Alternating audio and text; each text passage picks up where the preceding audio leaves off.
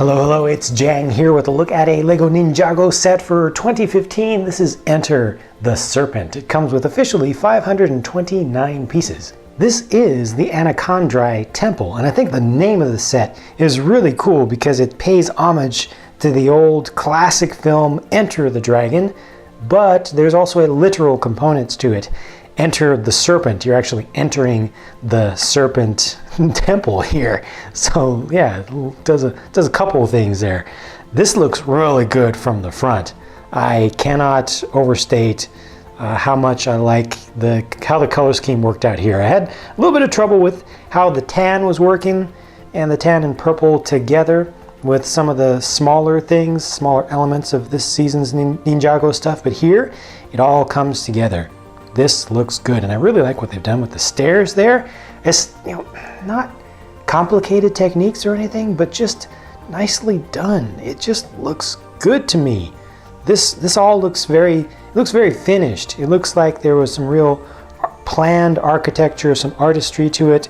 Got a nice snake head up on the top, and that actually has a little bit of a hidden action feature to it. As the ninja or any enemies of the Anacondrae approach, the mouth will open up, and out of it will drop these poison bombs. It's supposed to be like venom bombs. Down on the stairs, you'll find still more little hidden traps that will await you. These are actually triggers, so as you approach, you can also get shot at. Notice the spring-loaded projectile launchers down here. Well, they're buried well into this thing, but these act as buttons. See, they're kind of loose, but you can push down on that to shoot these out, and they're fairly sensitive, so as soon as you touch that, yeah, that works just perfectly. And I also like how these serpent skeleton or serpent skull pieces look with the tan color against the dark tan underneath. Back behind them is a gong feature, and that is a printed piece. No sticker there, so that's an exclusive printed piece for Ninjago 2015. Over on this side, you've got a weapons rack with a stone sword and a spiked club, a very heavily spiked club. It's also a claw weapon that you can use. And this is actually a rack that can be removed, so you can kind of open up the space a little bit, have a warrior up there who can be shooting from that position, or you can just kind of expand your play area a little bit. Down beneath, you've got all these dark caves, and this is a nice dark bluish gray spider web piece. It makes it look exceptionally old and really blended in to the colors here rather than the normal white that just stands out and looks extra toyish. So this is kind of cool. This is a spot where you can find the other part of the map to this place. So it looks like the pedestal it's on is coming up with it, but this is the other half. So Lloyd would come in with this half, and then you have to connect the two together to see all of the pitfalls and see exactly how to get where you're going. Now, I was using the general form of the term pitfall, but this is actually a pit over here with the teeth sticking up, and it's got snakes in it. It's a proper snake pit, and you can fall into there if you're not careful, because up above is a trap door that is operated remotely, so you can have a figure coming up from the front of this place, stand them right there, and then suddenly this is going to open up because you just pull it off from the side. It's really easy to close it back up too. It's a pretty smooth, simple but smooth little mechanism there. It's nice that they brought a couple of stickers onto the back just to make this look a little bit nicer, a little bit more finished from the back. This chest is something that you'll have to find, and it has a couple things in it. As of the time of the recording of this video, the episode where this is covered in the show has not been released yet, at least not in my region, so I don't know exactly how this is going to work, but I believe this is part of a trap or a part of a puzzle system that you're going to have to solve, and you'll need to collect those, because down below is something that appears, I believe this is going to be related to that, but I don't know exactly what it's there for. It looks like a game board, but it may be tied to a hidden door kind of system, but we'll just have to see how that works out once the show is actually shown. I can't talk about things that I have not seen and that nobody knows about yet. The LEGO set description talks about treasure that you find in there, but I have a feeling there's more to it than that. Now, you've got this bridge that you need to get across. They call it a suspension bridge, but it's really just a plain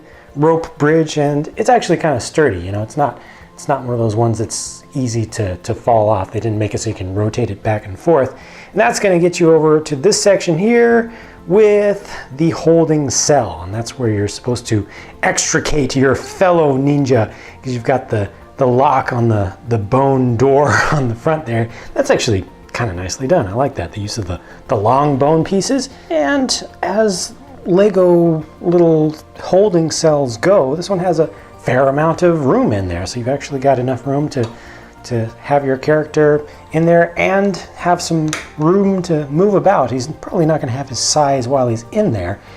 He'll get those once he comes out. But yeah, you know, it's not a cramped little area. It's not too cramped. I feel like it's just the perfect size. Size, S-I-Z-E, not S-A-I-S. Okay, minifigs, left to right.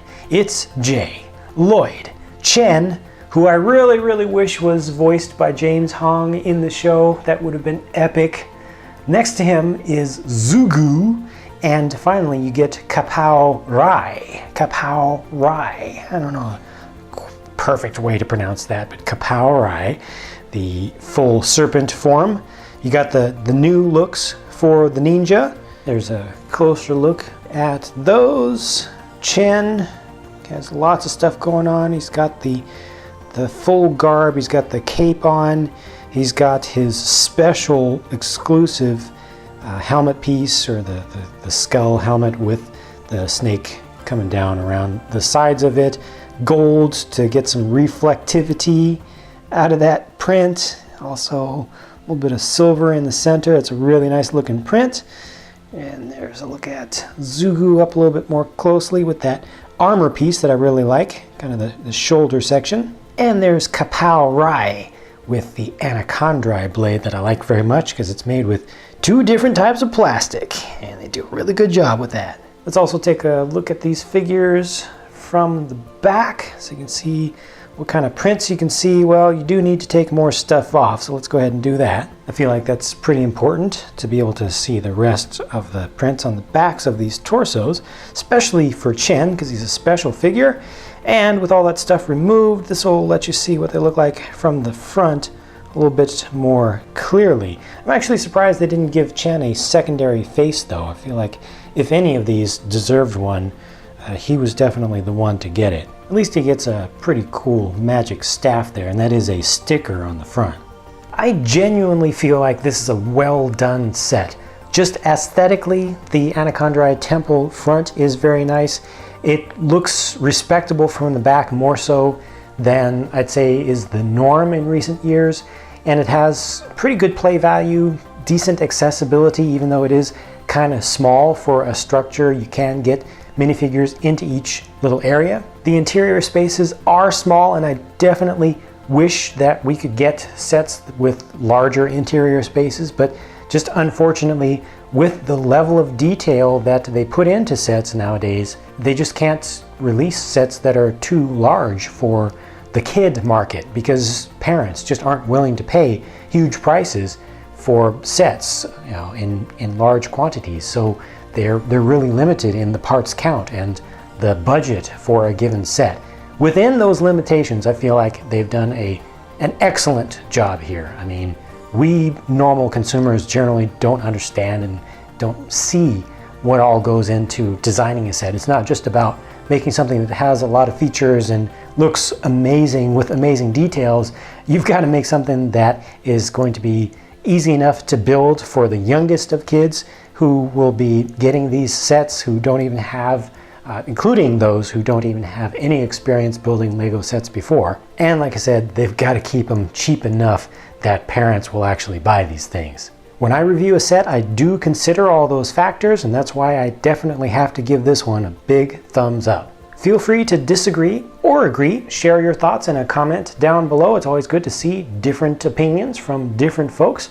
I thank you for taking the time to watch this video. I hope that it was enjoyable for you, and I hope that you'll stick around to check out more of my videos, because more are on the way. Talk to you soon.